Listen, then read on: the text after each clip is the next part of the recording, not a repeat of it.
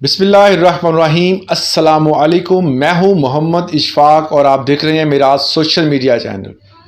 पहले मैंने बहुत सारी वीडियोस टैक्स के हवाले से बना रखी हैं कि प्रॉपर्टी पर और अशियाए खुर्द-ओ-नोश पर और इवन के हमारे जो भी ज़राअत से पेशा अफराद हैं उनके जितनी भी फसलें होंगी, अगर वो 6 लाख से ऊपर जाती हैं उसकी प्रॉफिट, तो वो टैक्स अदा करेंगे। ये टैक्स के शेड्यूल जो हैं वो मुख्तलिफ तरीके से जारी किए जा रहे हैं। जैसे ही बजट 2024-25 अनाउंस हुआ, उसके बाद तमाम तर जितने भी हमारे डिपार्टमेंट्स हैं, जितने भी हमारे शोबे हैं, आवाम से रिलेटेड जितनी भी अशियाए खुर्द-ओ-नोश हैं और ज़रूरत की चीज़ें हैं, और तमाम कारोबारी हजरात चाहे वो फ्लोर मिल ही क्यों ना हो, तमाम तर जो है वो गेन टैक्स, एडवांस टैक्स या किसी भी तरह का टैक्स जो है वो उन पर लगा दिया गया है। इवन के ये भी देखा जा रहा है कि जितनी भी मेडिसिन्स हैं उस पर भी टैक्स लगाया गया है, और जो मल्टी विटामिन्स वगैरह हैं उस पर भी टैक्स तकरीबन 18% जो है वो लगा दिया गया है।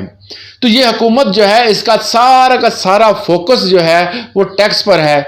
मगर इन तमाम टैक्स से आप बच सकते हैं अगर आप फाइलर होंगे। तो पहले मैंने बताया कि फाइलर होने के नुकसानात क्या हैं, और इसके साथ आज हम गुफ्तगू करेंगे कि फाइलर अगर आप नहीं हैं तो आप टैक्स ज़्यादा अदा कर रहे हैं, अगर आप फाइलर होंगे तो उसके फ़ायदे भी क्या हैं। फ़ायदे और नुकसान हर चीज़ के होते हैं, मगर जो कारोबारी हजरात हैं जिनका वसी पैमाने पर कारोबार है, वो अपने कारोबार में अगर ज़्यादा टैक्स दे रहे हैं वो इसीलिए क्योंकि वो फाइलर नहीं है। अगर आप फाइलर बन जाते हैं तो आपको बिजली के बिल से लेकर प्रॉपर्टी की खरीदो फरोख्त और गाड़ियों की खरीदो फरोख्त, और इसके साथ बाहर के मुमालिक में जो इंपोर्ट और एक्सपोर्ट का काम करते हैं उनको भी इसमें फ़ायदा होगा। हम फर्दर जो है वो चीज़ को डिस्कस करेंगे आज की वीडियो में, और वीडियो को आप अच्छी लगे तो इसको लाइक ज़रूर कीजिएगा, चैनल पे नए हैं तो इसको सब्सक्राइब कर दीजिएगा। फाइलर बनने के फ़ायदे क्या हैं? सबसे बड़ा फ़ायदा जो आजकल इलेक्ट्रिसिटी पे है कि इलेक्ट्रिसिटी बिजली ने हर बंदे को तंग किया हुआ है। जिन बंदों का 25,000 से ऊपर जो है वो बिजली का बिल आता है, तकरीबन हर दूसरे फर्द का 25,000 से ऊपर जो है वो बिजली का बिल है। अगर आप फाइलर होंगे तो आपको जो मौजूदा टैक्स हैं वो 0% चार्ज करने पड़ेंगे। अगर आप फाइलर नहीं हैं तो 7.5% आपको टैक्स लग के आ रहे हैं जिसका आपको इल्म नहीं है। इसके साथ बैंक ट्रांजैक्शन, पैसों का लेन देन आपके लिए सबसे आसान जो है वो बैंक के ज़रिए है, और बैंक में अगर आपके पैसे पड़े हैं आप उसको निकलवाते हैं, जमा करवाते हैं, और लिमिटेड जो है अगर 50,000 तक भी आप निकलवाते हैं। इससे ऊपर जैसे ही 2 रुपये भी जाएंगे तो आपको, अगर आप फाइलर हैं तो आप 0% टैक्स देंगे, अगर आप फाइलर नहीं हैं तो 0.6% टैक्स आपको अदा करना पड़ेगा। इसके साथ ही अगर आप बाहर के मुमालिक में ट्रांजैक्शन करते हैं या वहाँ पर डेबिट क्रेडिट मतलब माल का लेन देन करते हैं और पैसों का आप लेन देन करते हैं, अगर आप फाइलर होंगे तो आपको 2% जो है वो टैक्स देना पड़ेगा, और अगर आप फाइलर नहीं हैं, नॉन फाइलर को 10% तक जो है वो टैक्स देना पड़ेगा। 10% मतलब 10% जो है वो टैक्स देना पड़ेगा। सेविंग अकाउंट जितने भी हैं, मुनाफा कमा रहे हैं, पैसे जमा हैं, पैसों के ऊपर मुनाफा आ रहा है, अगर आप फाइलर हैं तो उस मुनाफे में से आप 15% जो है वो टैक्स देंगे।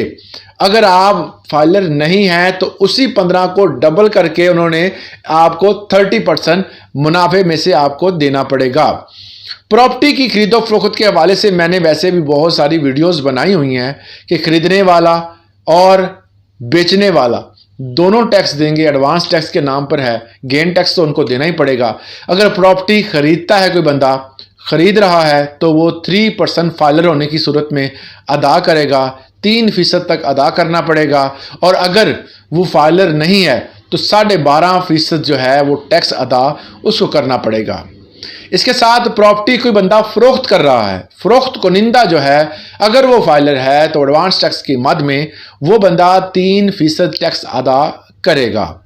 इसके साथ साथ अगर वो नॉन फाइलर है تو ظاہر ہے نان فائلر ہونا پاکستان میں فی الحال جیسے ہی ہے جیسے کسی بندے کے ہاتھ میں بم پکڑا دیں، 6% ٹیکس ادا کرنا پڑے گا فروخت کرنے والے پہ۔ اس کے ساتھ گاڑیوں کو، اگر گاڑی کوئی بندہ بینک سے لیز پہ لے رہا ہے تو اس میں 0% مارک اپ 0% ٹیکس جو ہے وہ دینا پڑے گا، اور اگر نان فائلر ہیں تو 12% ٹیکس ادا کر کے ہی آپ کوئی بھی گاڑی لے سکتے ہیں۔ اگر گاڑی کی خرید و فروخت کرتے ہیں، آپ کا کاروبار وسیع ہے، آپ کاروبار کرتے ہیں، خرید و فروخت کرتے ہیں، تو آپ 10K سے لے کر 500K تک اگر آپ فائلر ہیں تو ٹیکس ادا کریں گے، اور اگر آپ نان فائلر ہیں تو 30K سے 1500K تک آپ ٹیکس ادا کریں گے۔ کے مین ہزار کو اس کو کہتے ہیں، تو اتنے ہزار آپ ٹیکس ادا کریں گے۔ تو یہ ٹیکس کی فہرست تھی جس میں اگر آپ ٹیکس ادا کر رہے ہیں، آپ فائلر ہیں، اور آپ فائلر ہو کر اگر ملک پاکستان کو فائدہ پہنچا رہے ہیں تو آپ کو بھی اس کے عوض فائدہ ہوگا۔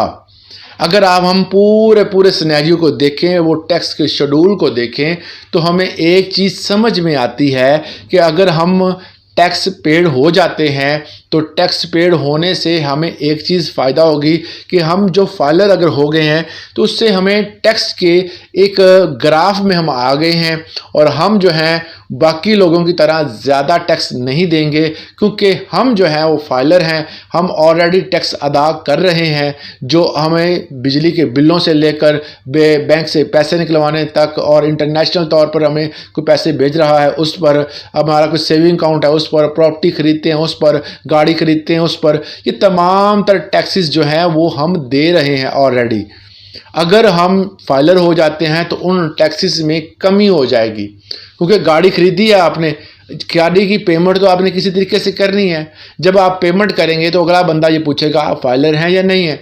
اگر آپ فائلر ہوں گے تو وہ لکھ دے گا جو آپ کی رجسٹریشن ہونی ہے۔ آپ ظاہر ہے کہ اگر فرض کریں آپ کہتے ہیں کہ میرے پاس بلیک منی ہے، یا میں اس کے جو پیسے نہیں دوں گا، میں کیش دے دوں گا۔